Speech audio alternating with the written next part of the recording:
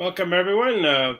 We've moved the Hockey Debates podcast to Friday this week to kind of see what news would come out of yesterday's NHL Governors meeting. As always, I'm one of your co-hosts, Bob Duff, and I'm joined by Hall of Fame writer Kevin Allen. And today we've got a special guest, another Hall of Famer. Once again, I'm outnumbered by Hall of Famers in the podcast. We welcome Jim Matheson from the Edmonton Journal, who's covered the Edmonton Oilers, I think, since maybe even before they were an NHL team. It's been a long time, Jim.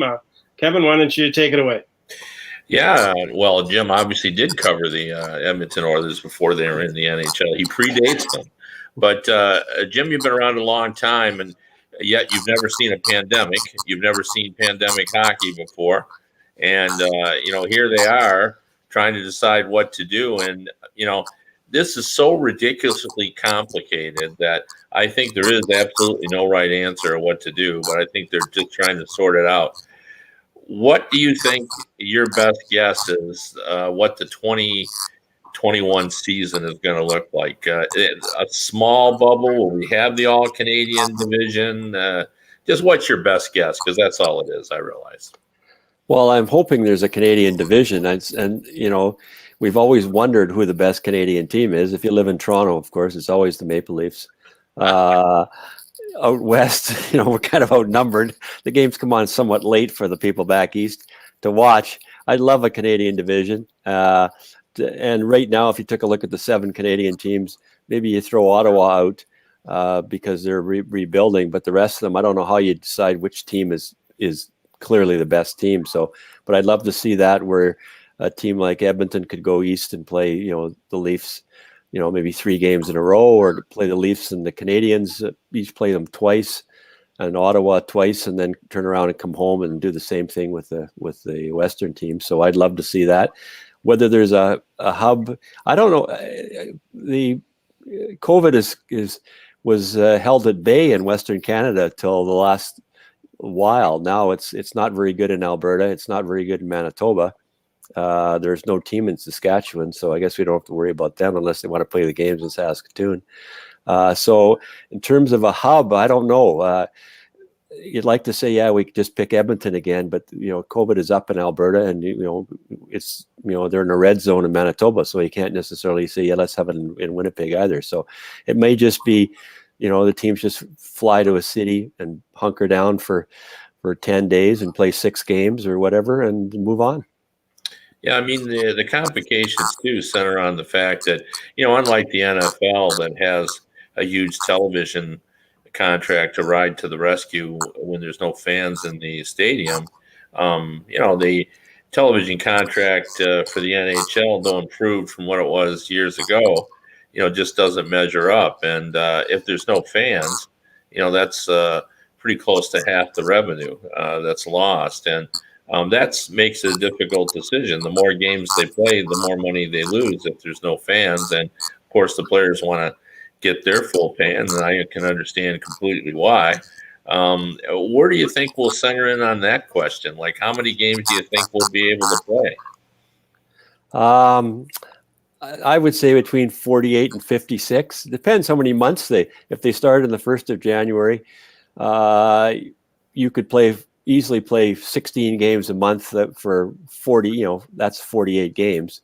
The problem is the more games you have, they're dragging it into the summer again.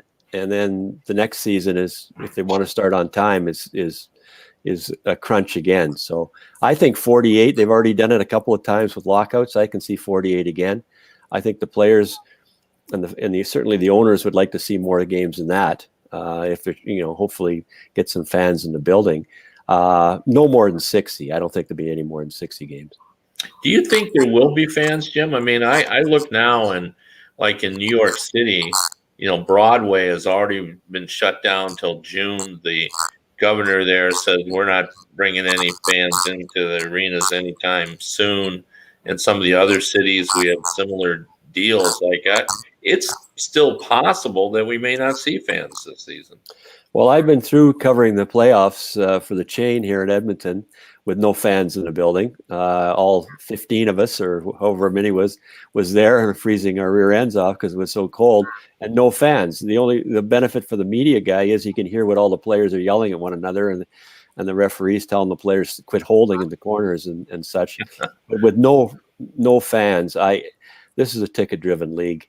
I mean, there are TV contracts, but there are also sponsorship contracts too, and with teams, and they want to see games in their building. I can't fathom why a fan would really want to go to the game and sit in an empty building just to say I went to a home game when you can watch all the home games on TV. I don't really know why you would want to do that, especially in Edmonton in the dead of winter. Why you would want to go down to Rogers Place and sit in a building with a couple of thousand other people and just to say you're in the rink. It makes no sense to me. But if I would say there wouldn't be a fan in the building before February 1st, not January 1st.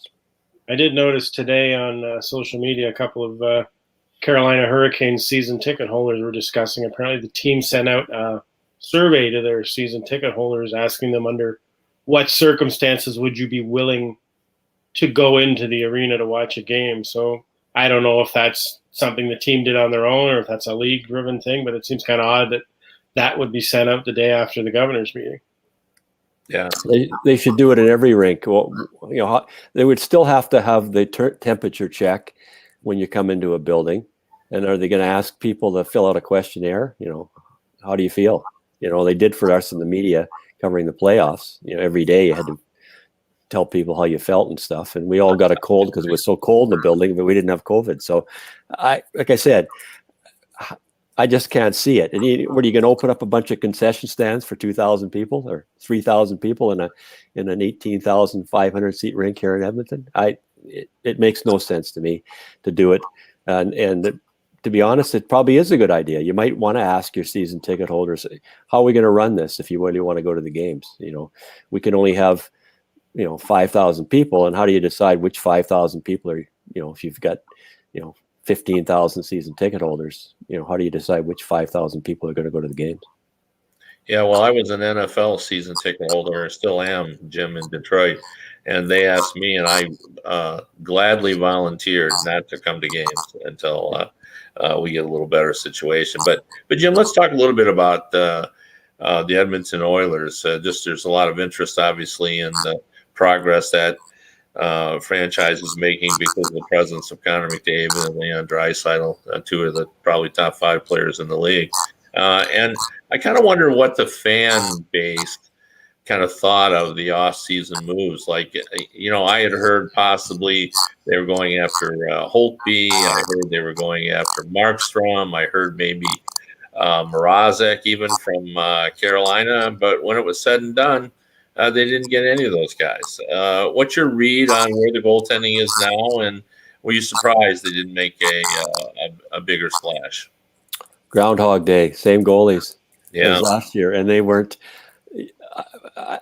His regular season stats were quite good. UC Marketing, he was middle of the road. He had a good save percentage, .917, I think. He didn't play very well in the playoffs, and neither did Mike Smith. And that was one of the concerns going in. That they figured they needed better goaltending to offset the fact that they don't have the deepest team in the world. And if you get good goaltending, you're going to steal a bunch of games. But they did try for Markstrom. I think they made a similar offer to the Calgary Flames. I think it was maybe more years, but less dollars. And Calgary got him for 6 years. And after they lost Markstrom, I think they dropped down into the Thomas Greiss range, but not for $3.6 million.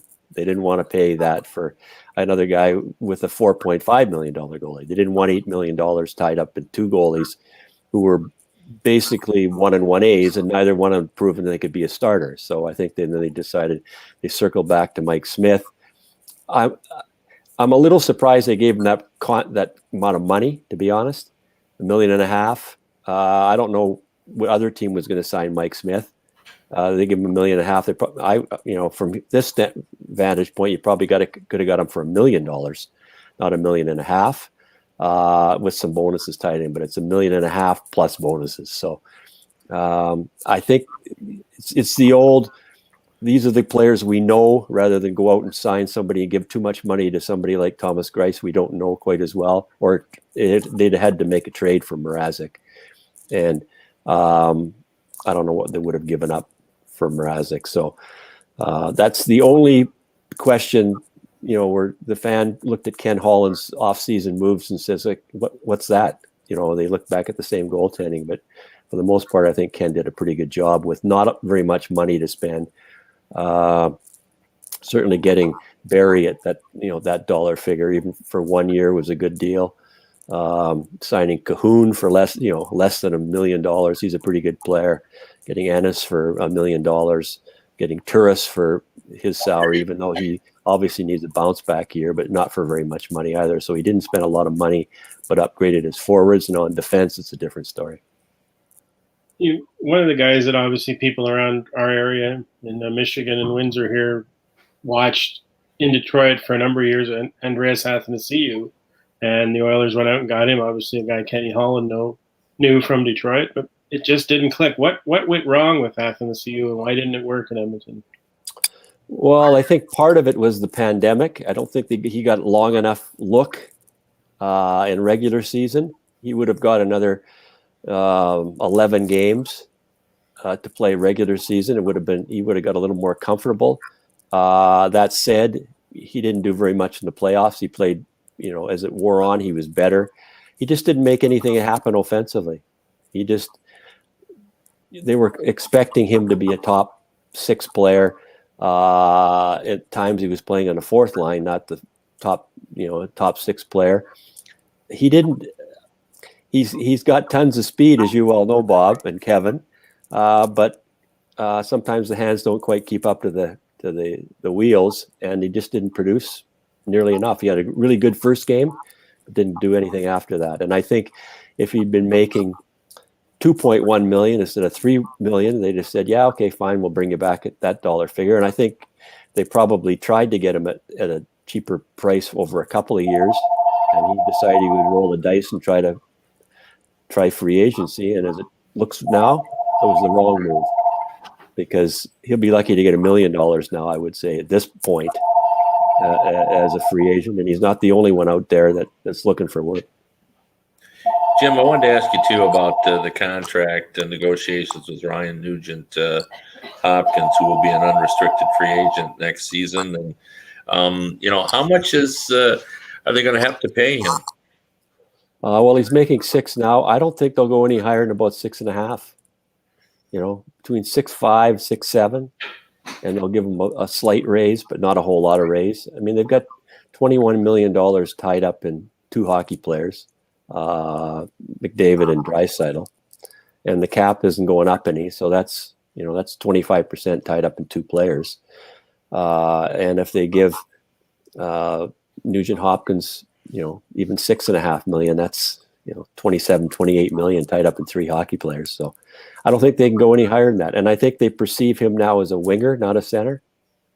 They pay centers more than they pay wingers, unless you're a 40 to 50 goal scorer. They like him. There's a certain familiarity and a certain, comfortability to having Nugent Hopkins there. And he's comfortable with the team, and he can play with good players, but they're not going to break the bank to sign him. And I think he's been here long enough that he would say, you know what, I can see a little bit of light at the end of the tunnel. And if you're Nugent Hopkins, then you're not going to force the issue and want suddenly $8 million. And, he's not going to get that anyway. I wonder if the pandemic helps the Oilers a little bit, because, if the cap had gone up, maybe some teams would have been willing to give him a little bit more. But in this environment, I don't see anyone paying him more than what you just suggested on the open market. So no, I don't either. He's a good two-way player. He is a second-line NHL center. He's not a first-line NHL center. He's a third center on the Oilers. Behind Draisaitl and McDavid if he played center. So he's the best winger, but he's a center. So $6.5 million, I think, considering the point totals he puts up, we're not talking an 80-point player here. We're talking a player who's a 60-point player. So $6.5 million to $6.75 million over 4 more years, say. I think that's maybe what they would like to do. The problem with the Oilers is they have tons of young defensemen, they don't have very many prospect forwards coming, so you can't play too much hardball with Nugent Hopkins and say, oh, we've got 3 guys in the minors that can come in and take your spot. There's nobody in the minors that is a goal scorer per se to come in and take his spot in the top 6. You talk about the potential for a Canadian division, and we're all experienced enough to remember the days when they had the Canadian division in the WHA, and that was a lot of fun to watch with the Calgary Cowboys and the Vancouver Blazers and the Winnipeg Jets and the Oilers and the Toronto Toros, Quebec Nordiques, of course. But you look at it from an Oilers point of view, from a making the playoff standpoint, are they almost better off if there's a Pacific division when you figure you wouldn't have said that a couple of years ago, but now you look at San Jose's rebuilding, LA's rebuilding, Anaheim's rebuilding, Arizona looks like a train wreck again. I mean, you have a point there. They did quite nicely in the Pacific Division last year. They were in second spot. So, and if they had lost the last game to the Winnipeg Jets, they might have actually been in the Dallas Stars spot in the return to play. And that, they wouldn't have been playing a team in the first round of the playoffs. So they're far better off. I think having a Canadian division for a player, you get a little tired of playing in your division. I think this will be a breath of fresh air for teams, the Western teams getting to play Toronto, Montreal, and Ottawa more than twice a year, play them more often. And conversely, it's the same up there too. They get a chance to see, McDavid and Draisaitl and Matthews and Marner and Laine and Scheifele more often as a player. It's just it's something new. So I think it'll be good. Now whether they can finish second in that or third in that guaranteed in that division, I should ask you. I don't know which team is clearly the best team. I mean, on paper, Toronto has probably the most skill as a team, but are they definitely the best team? I don't know. I mean, Montreal's improved.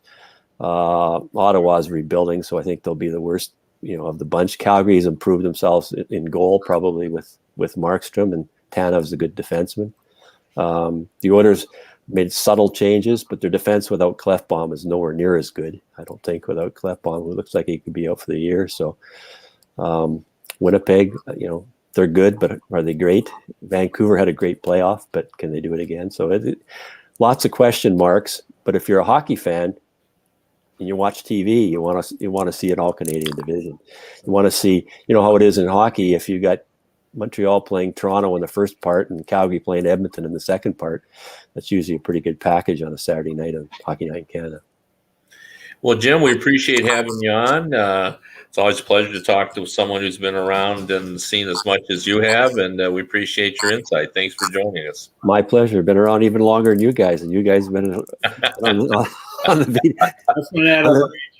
On the beat longer than me. So yeah. I hate to say it, but there's over 100 years of covering NHL things in this 3-person panel you're looking at here.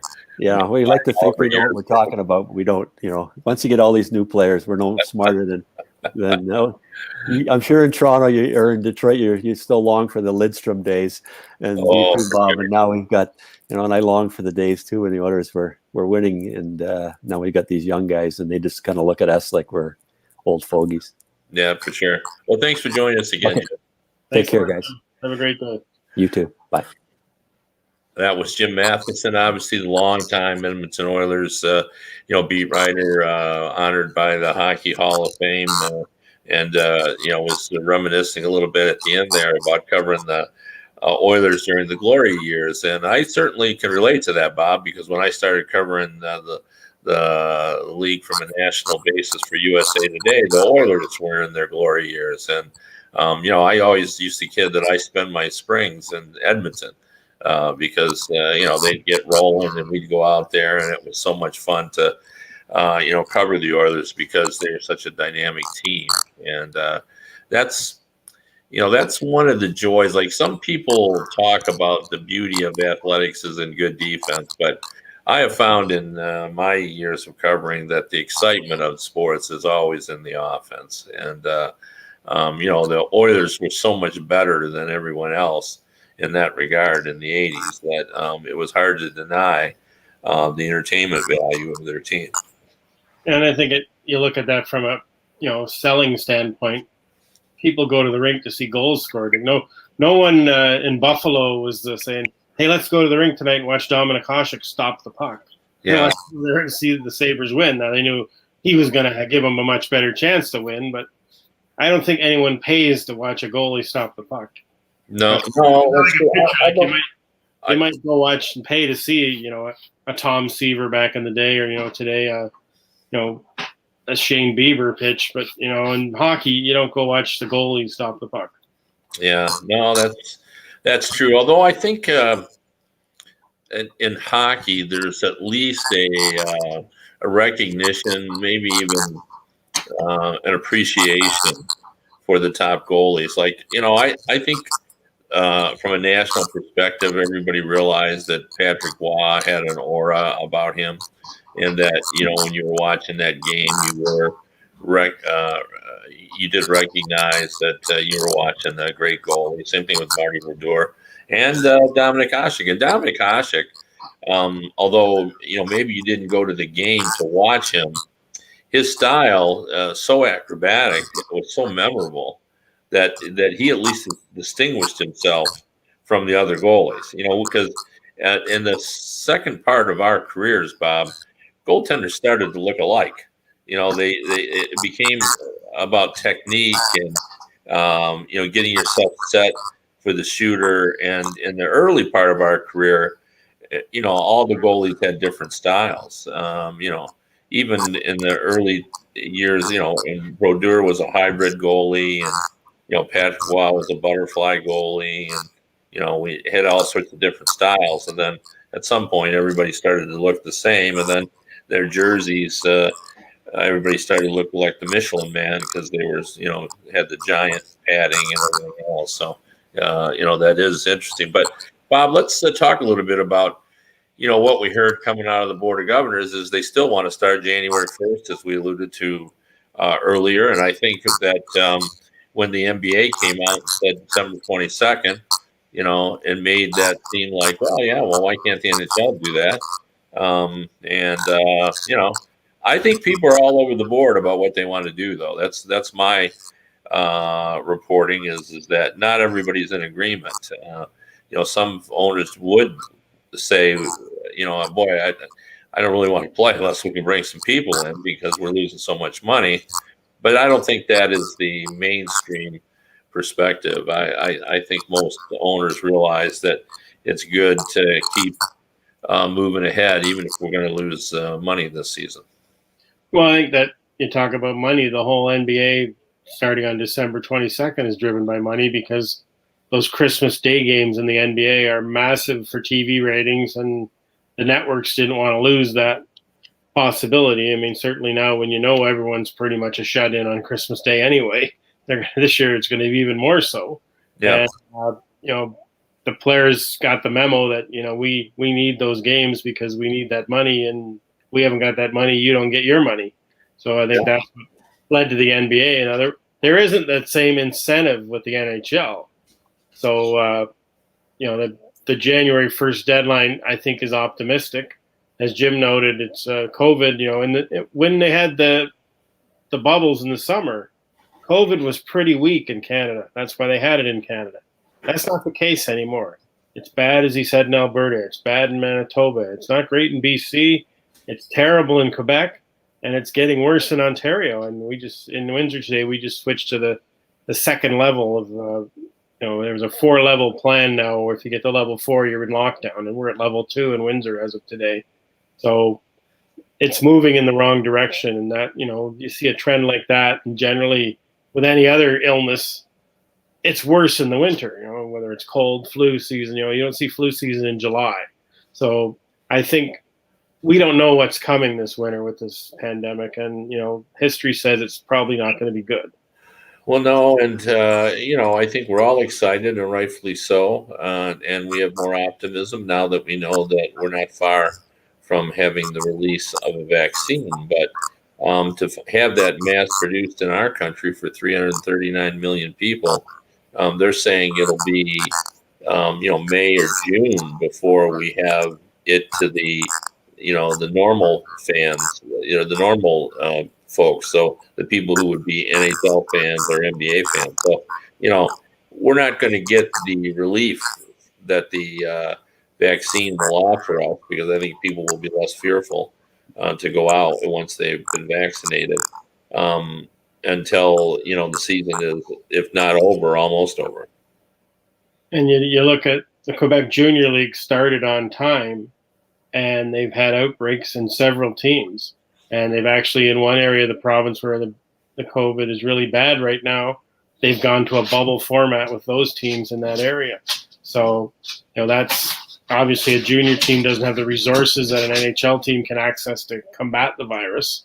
And, and certainly they're not getting tested every day. They're not getting the same protocol that the NHL players were getting when they were living in the bubble. So it's kind of like, in a sense, comparing apples and oranges, but it shows you the difference when you're trying to play in a semi-normal setting where you're going home and you're interacting with people who aren't part of the team and part of the experience, and it's not working.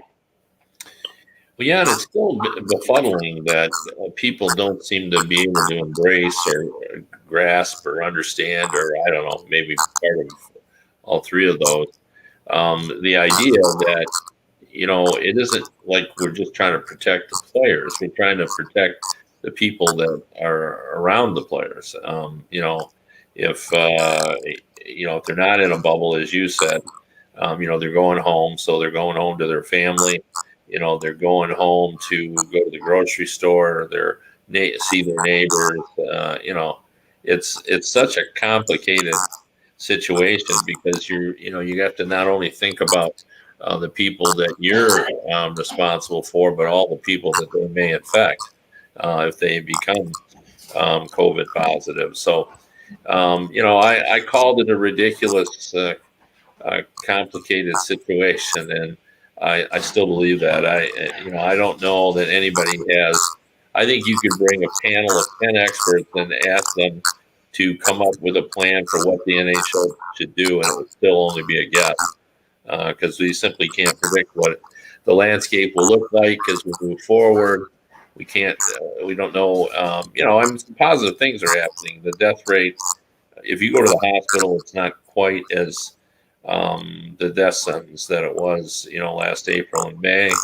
They've learned how to treat the illness better, and so the mortality rate has gone down. But that doesn't mean people aren't dying. We're having more than 1,000 a day dying in the U.S. right now. So, and now they're predicting it could be 2,000 again in no time because of the number of positive cases. So that that says is that people won't be flocking to NBA or NHL arenas anytime soon. And you look at a country like Australia, which took those harsh lockdown measures, which I'm sure people didn't appreciate or enjoy a bit, but they've pretty much eradicated the virus now. There's 0 cases in Australia right now. And all it took was a 4 to 6 week lockdown. And then what they did was, after their first lockdown, when it started to spike again, they locked it down quickly again and got control of it. Yeah. They made, those were harsh sacrifices, but people made them. And why can those countries do it? And, and it's not just North America. You look at Europe. I mean, everybody was holding up Sweden as this golden example of, this is how to do it, because they didn't really have any kind of lockdown. They just kind of relied on people to do the right thing. Well, per capita now in Europe, Sweden's got more hospital cases with COVID than any country in Europe. So apparently counting on people to do the right thing didn't pan out very well. No. Yeah. And it's like, it's just it's such a messy thing to deal with. And, before, the hope was okay, we could get this turned around, but this is going to impact 3 seasons, maybe longer. The economic impact could stretch even over beyond 3 seasons. But, we know it's impacted last year. It's definitely impacting this year. And, it could impact when we start next season.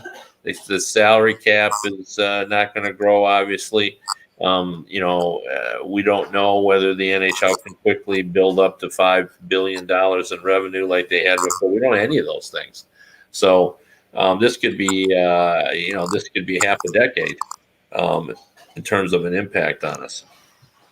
And you wonder what's going to happen with the AHL, because if you're going to play a regular season, you're going to need a farm system because guys are going to get hurt. And how do you play at that level when you know their only real source of revenue is ticket driven and sponsorship driven? And if you've got no people in the seats, it's going to be hard to get sponsors.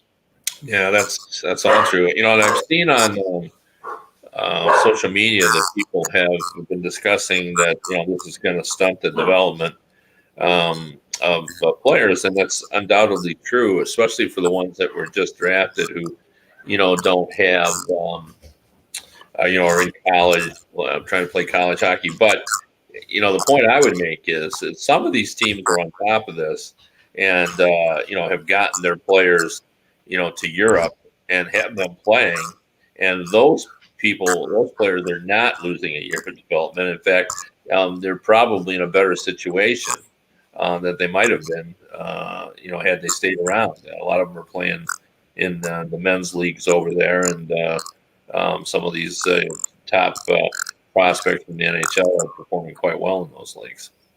And you wonder too, some of these these European teams embrace taking these players, and granted they're quality players, but you wonder if they're thinking, this NHL isn't going to get off the ground, and we're going to have these guys for the whole season. Well, that could be, or they're going to start. That's the issue. Like we've seen the NFL, and to a certain extent, you can give the NFL some credit because I think that's inspired, like the NHL and the NBA to believe, hey, it's not the end of the world if you have some positive cases. You isolate those players. You try to get 3 negative tests in a row, and then they can re-enter the sports world. But you don't know whether it's going to work like that. And they're playing 1 game a week in the NFL. In the NHL, they'll be playing 2 and 3 and 4 games a week. So it may not be work quite as well here. And it's not unthinkable that we could get in the middle of this, and because we're not bubbled up.